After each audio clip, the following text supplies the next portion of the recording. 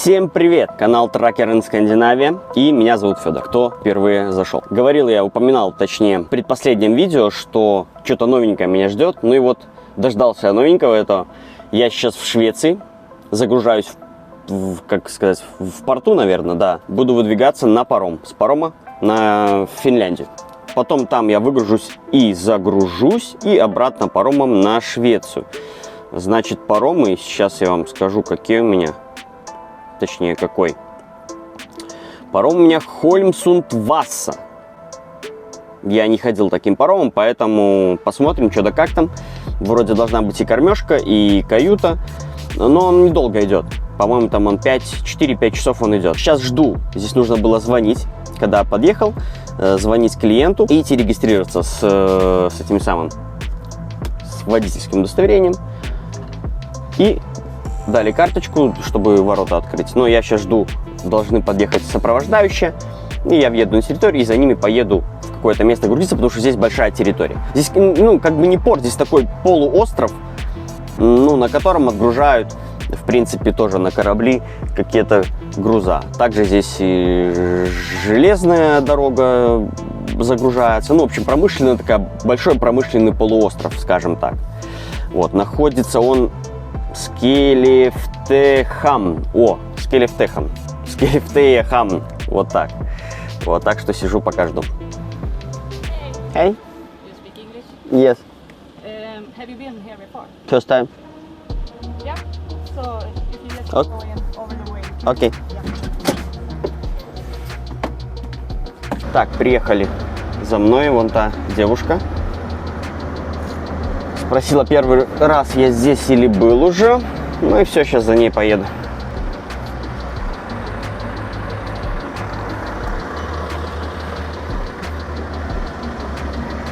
Карточку потом тоже так же, как во многих компаниях, на выходе кидаешь в ящик.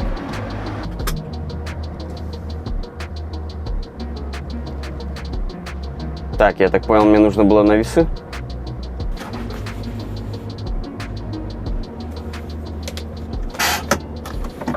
Надо было сразу говорить. Я же сказал, что я здесь первый раз.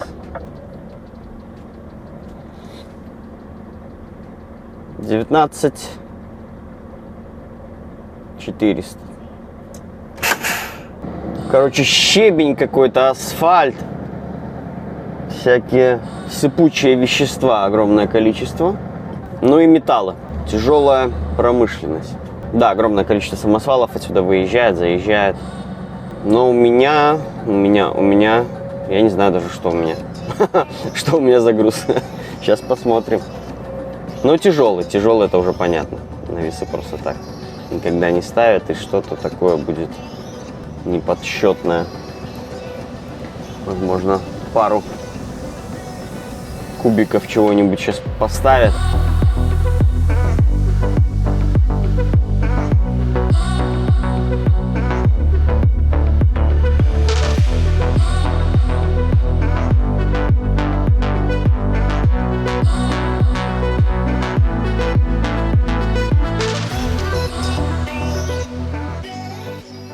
Так, девушка попыталась заглохнуть на повороте. Ничего, бывает. У нее коробка механика. Возможно, это рабочая машинка, а своя, естественно, на автомате. Вот и парадокс такой у нее и получился.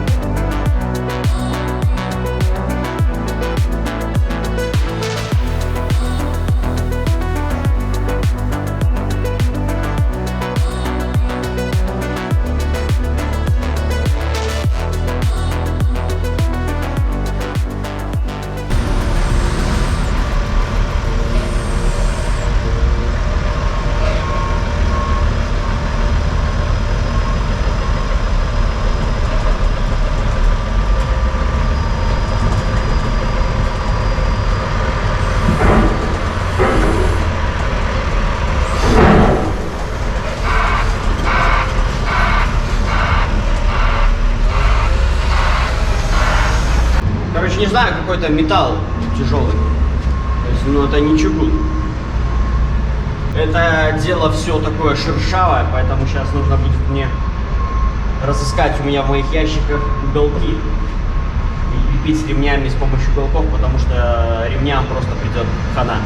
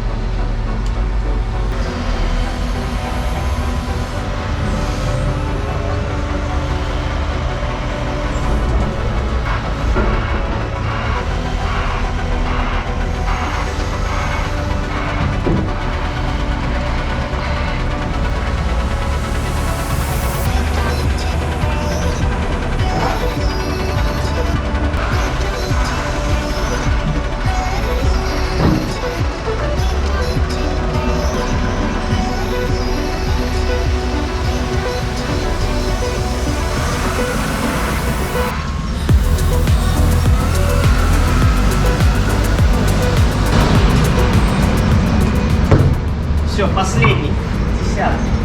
Значит, по загрузке, в принципе, я почти угадал. Я сделал спереди отступ. Такой вот где-то. И у меня получилось сейчас последняя пачка, 10 станет над последней на прицепе осью. То есть отлично. Мне сразу сказали, что будет 10 пачек. И если все вплотную было ставить, то я мог получить себе немножко передоз на ведущую ось. Хотя нет, если груз не будет 30 тонн, а будет 25, то тогда я бы не перегрузил. Если груз самый тяжелый, тогда вы получите перегруз на ведущую ось.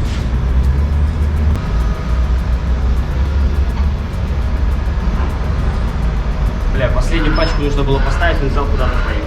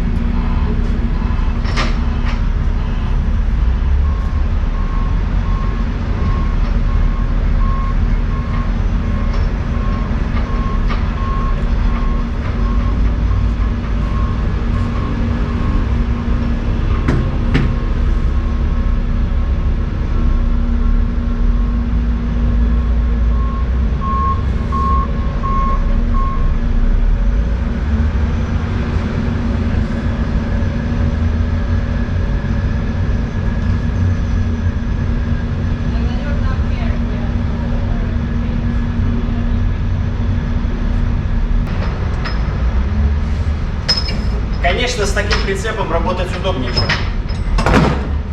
со шторой. Как ни крути. Не надо двигать штору туда-сюда.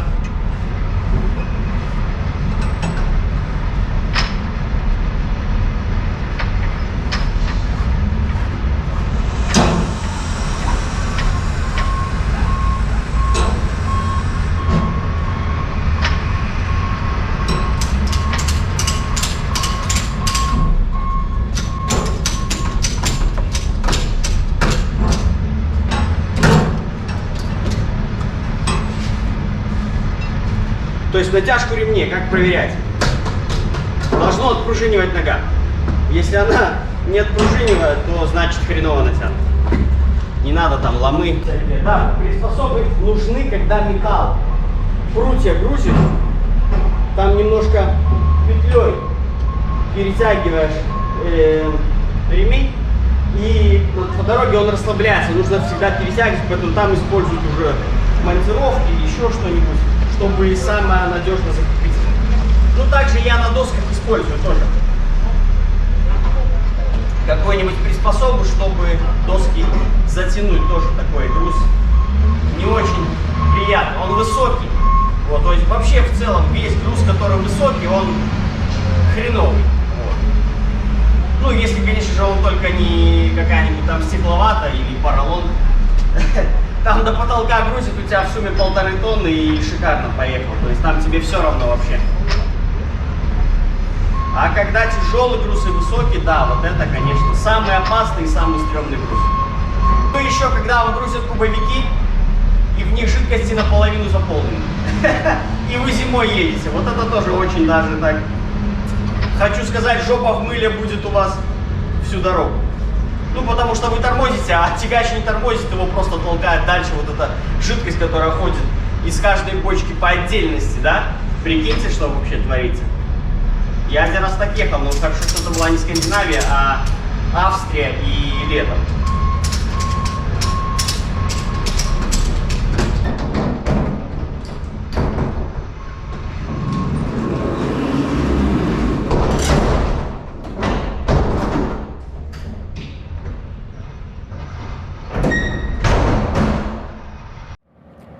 О чем я и говорил по поводу веса, видите, в плотняк я просто взялся. Это у меня, знаете, зимняя загрузка получилась, но можно было больше сдвигать. То есть у меня 19,4 максимальная самая нагрузка на ведущую ось, то есть 19,5, по-моему, вообще допуск ее максимально идет на седло. Вот у меня выходит 11,8, 7,7.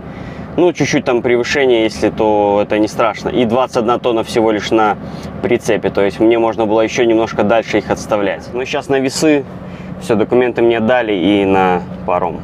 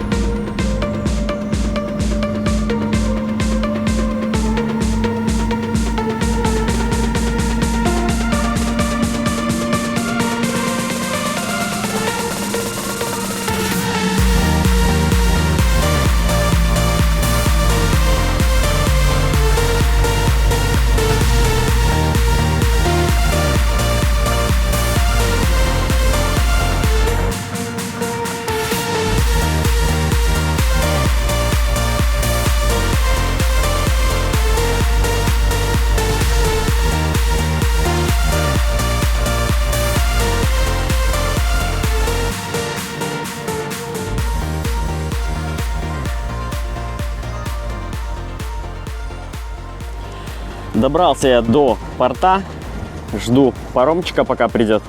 Регистрация должна начаться за 2 часа. Ну, то есть, в принципе, я так понимаю, когда приплывет паром, тогда и начнется регистрация. И затем уже можно будет заехать. Здесь площадки есть, то есть можно с выезда с парома, в принципе, выезжать и достаивать, если кто делает ломаный отдых. Я также буду делать ломаный отдых.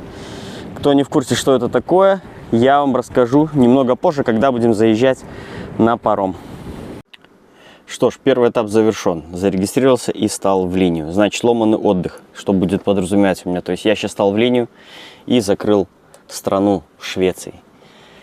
Сейчас стою. Сколько там простою? Час, полтора, 2. Затем я заеду на паром. И на пароме поставлю кораблик. И затем, когда я буду съезжать уже в Финляндии, я доезжаю до парковки. У меня будет на это примерно 50 минут, так как здесь я за минут 10 заеду. На заезд-съезд дается час, когда делаете ломаный отдых. И, то есть, я суммирую время, которое сейчас я здесь постою, вот эти вот там 1,5-2 часа, сколько, плюс время на пароме, и мне нужно будет достоять до 11 часов уже на территории Финляндии. Вот он и получится у вас ломаный отдых. Только страну нужно открывать уже, когда вы отстоите последнюю часть своего отдыха уже, ну, в моем случае Финляндия, и только потом я открою страну. То есть, когда я съезжаю с парома, я ничего не делаю. Там паром чистимится сам, страну никакую не нужно открывать. Просто едете. Главное, в чем прикол, не нужно там останавливаться и глушить в этот момент. То есть, если вы один раз где-то остановитесь, заглушите, у вас появятся кроватки. В период, когда вы делаете вот эти заезды-съезды, у вас не засчитается ломаный отдых. Вот такая вот система. Ну и все, жду паром. Дали мне 3 тикета на еду, на каюту, ну и обычный билет. Вот. Ну и все. Потом посмотрим, что там на пароме будет.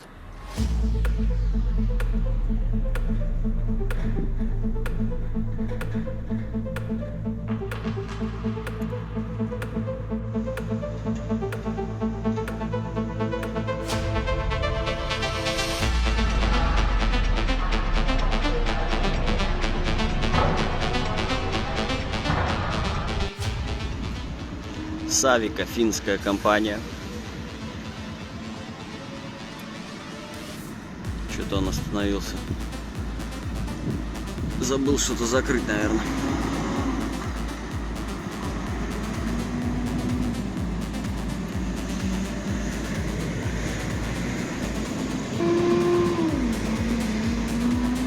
Volvo 750.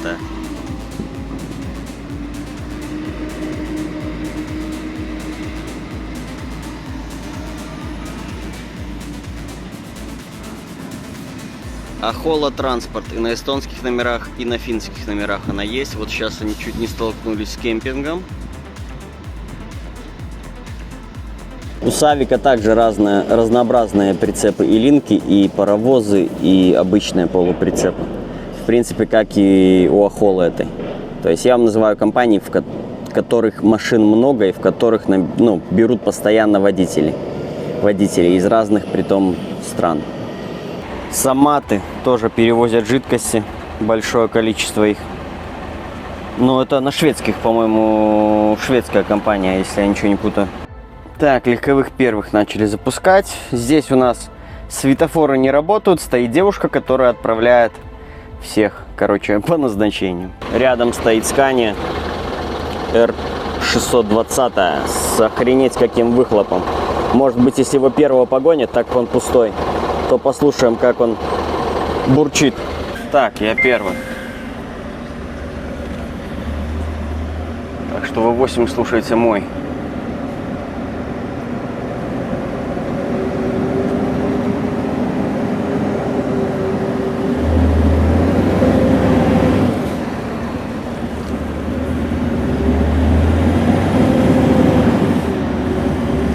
Здесь ловим этих челов и делаем то, что они скажут. Ну, как и на всех паромах, ничего нового. Я тяжелый, поэтому я на низ.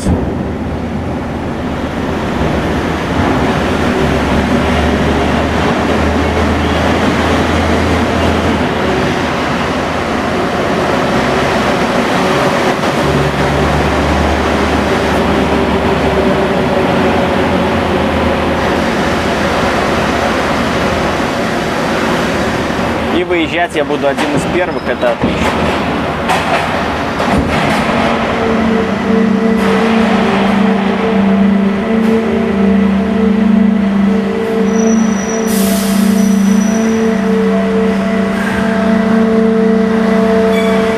Значит, время у меня было, когда я отстоял, час 30. Я его запомнил. Все, сейчас я могу смело ставить кораблик. Паром-поезд у нас это называется. Все. Видите, кораблик появился. Отлично. Четко поставили, что не надо париться, что я там не залезу или еще что-то. Все, идем ищем ресепшн.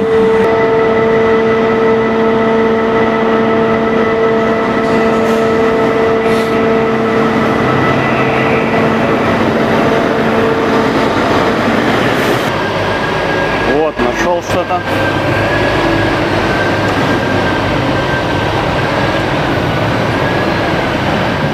Так, и здесь у нас лифт имеется.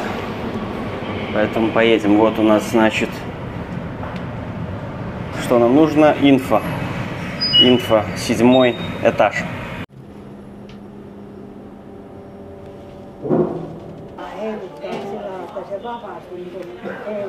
Так, здесь система, стоит аппарат, которому по штрих-коду, который на билете, он сканируется и забирается билетик от кабины. Все, идем ищем кабину 87. Так, 8705, 8 этаж. Он полупассажирский, полугрузовой, то есть, поэтому более-менее моднявый. Так, 8.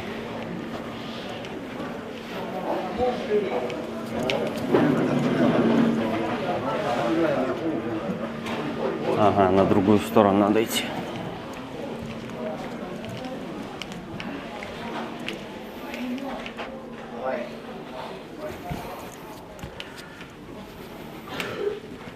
Так, вот мой пентхаус.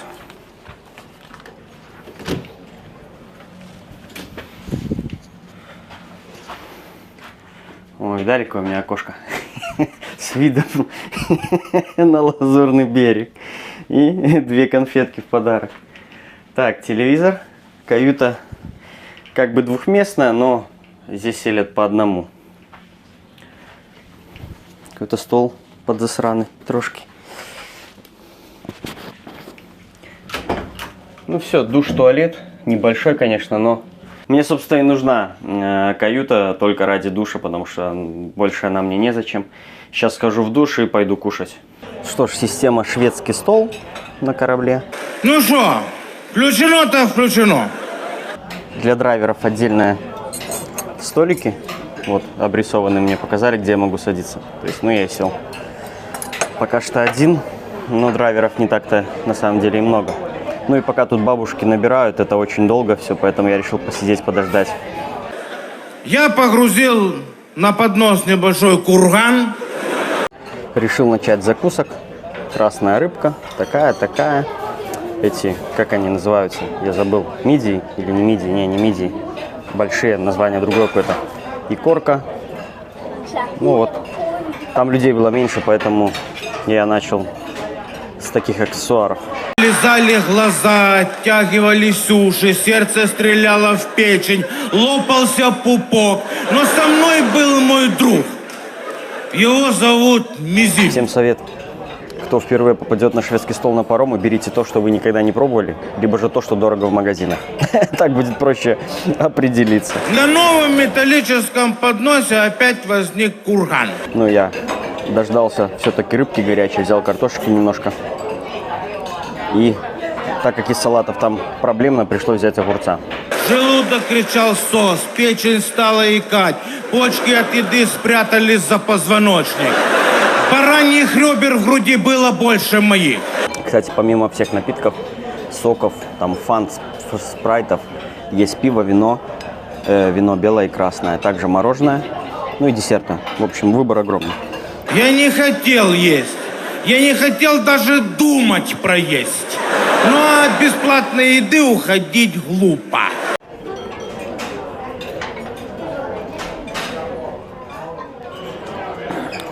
Сижу пока, потому что встать не могу. Тяжело дышать. Наелся я очень хорошо. Значит, посмотрим по карте, что у нас имеется. Вот у нас выход на улицу на 9-й палубе, так? А, и на 8-й тоже есть, кстати.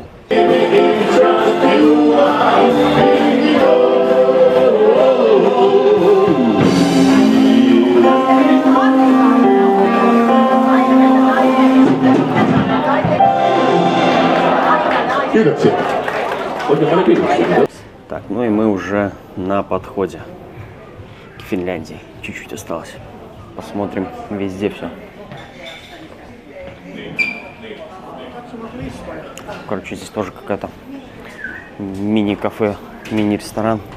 А, вот и магазин. Вот и магазин. Ну, по стандарту парфюм. Цены я не знаю, какие должны быть нормальные, какие должны быть плохие. Поэтому кто что увидит знакомое, вот ценники можете примерно посмотреть. Босс. Кто у нас еще популярный есть? Кто у нас еще? Вон, Дольче Габбана.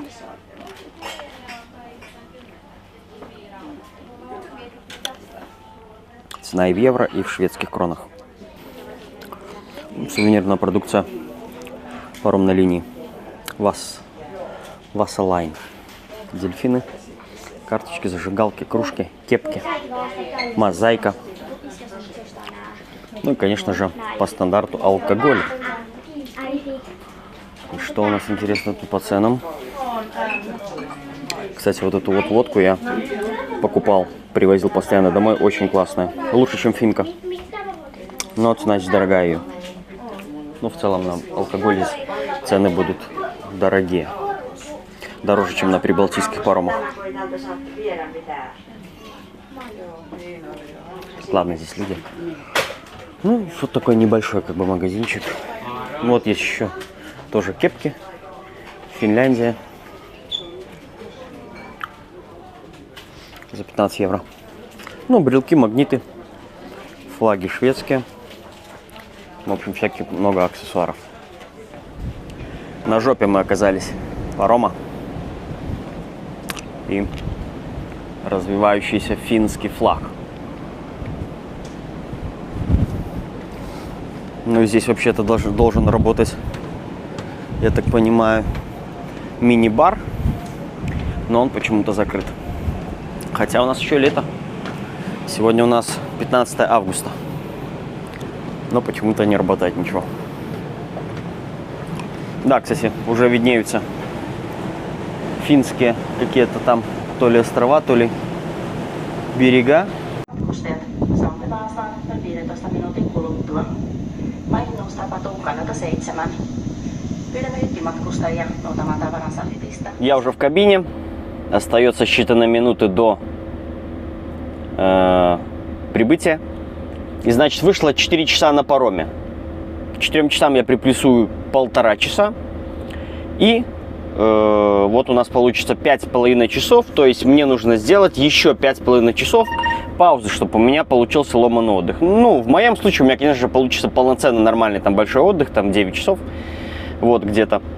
Потому что тоже нужно будет пораньше выехать, чтобы утречком выгрузиться, завтра загрузиться и вновь попасть на паром. Поэтому все у меня в таких режимах. Вот. Но посплю я нормально, несмотря на ломаный отдых, так как еще только 8 вечера. Да, и так как на заезд на паром у меня ушло где-то примерно 3 минуты, вот, не больше. Поэтому даже каких 3, там, минута, 2 максимум. То вот я могу 58 минут ехать, то есть, да. Но я уже сейчас прикину примерно, какой там есть паркинг. И до туда как бы поеду минут 40-50, чтобы проехать, чтобы завтра меньше мне ехать. Вот, как-то так план. Вот и все, такой вот первый день вышел. Насыщенный. Ну, ждем прибытия. Приплытия, хотел сказать.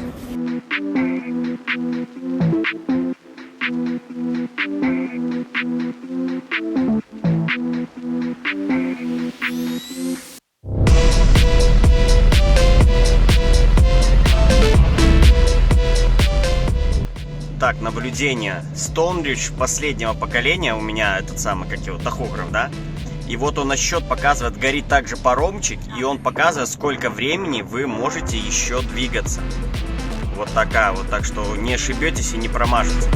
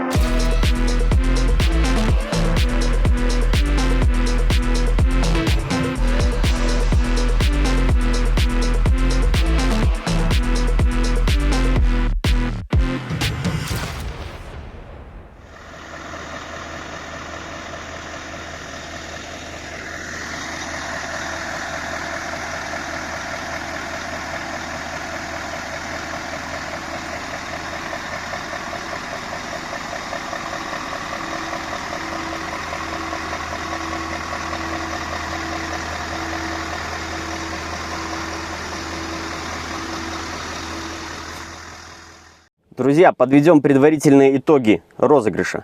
Напомню условия и вообще, что происходит, кто смотрит, может быть, первый раз. Видео 20 тысяч километров на новой Scania Super 2023.